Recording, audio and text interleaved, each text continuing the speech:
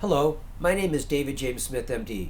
I'm the Medical Director of San Diego Comprehensive Pain Management Center and Pacific Surgical Institute, a fully licensed and accredited ambulatory surgical center here in Metro San Diego. We also have locations in El Centro, California and Chula Vista. I'm double board certified in physical medicine and rehabilitation and pain medicine with an emphasis on interventional pain medicine. I've been in practice now over 28 years, and we provide outpatient interventions to treat chronic pain.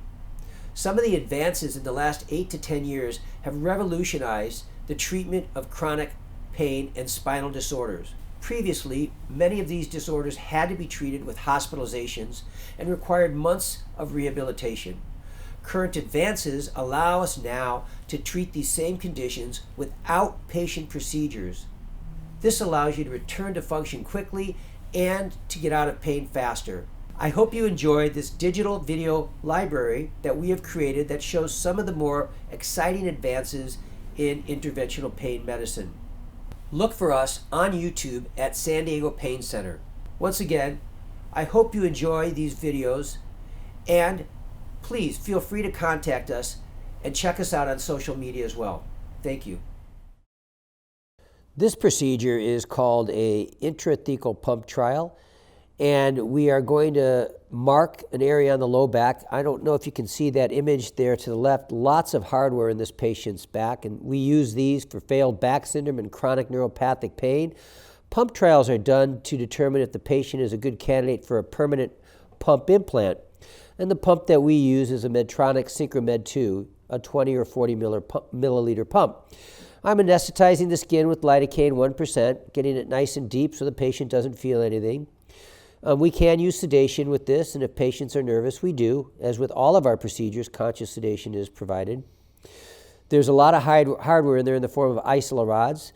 Now I'm just going to introduce a needle into what we call the subarachnoid space, and you can see liquid coming out. That confirms that I'm in the central nervous system space. The catheter is then brought to the field and very gently introduced into the hollow needle and advanced to approximately the T8, T9 level.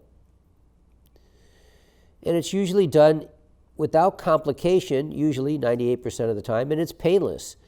If the needle is angled correctly and with a gentle forward push, as you can see, I'm not aggressively pushing the catheter and stylet in. I'm going very gently, 1 to 2 centimeters at a time, where my assistant is feeding me the catheter. And the idea is to put this in where all the nerve receptors are in the central nervous system. Fluoroscopy confirms that the catheter is going in the right direction and that we are heading up north or towards the neck. I continue to advance the catheter until I'm at about the T8, T9, or T9, T10 level. Once the catheter is in and the needle and stylet is removed, we will do what's called a thoracolumbar myelogram to confirm its placement, flush it with preservative-free normal saline, and then secure it to the skin.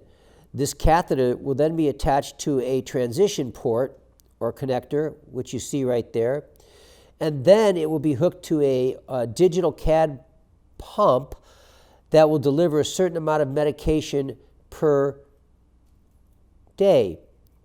We usually use fentanyl and Marcaine as our medications because I've done this now for 26, 27 years, and those medications produce the best effect with the least amount or no side effects for the patient.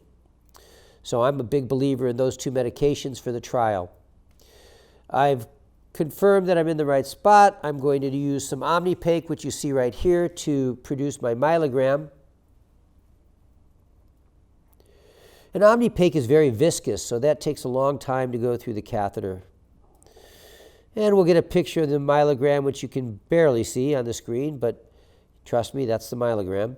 Because it's so sticky, we want to clear that now with preservative-free normal saline. So you see me pushing the Omnipaque out and the saline through. And as that Omnipaque goes out, you can see the plunger increase its rate of descent because the Omnipaque is no longer there. So the patient is completely painless during this. I put the cap on, and then we go ahead and attach the catheter. As mentioned, that's a transition port to the bag once it's secured to the skin with Tegaderm and a dressing.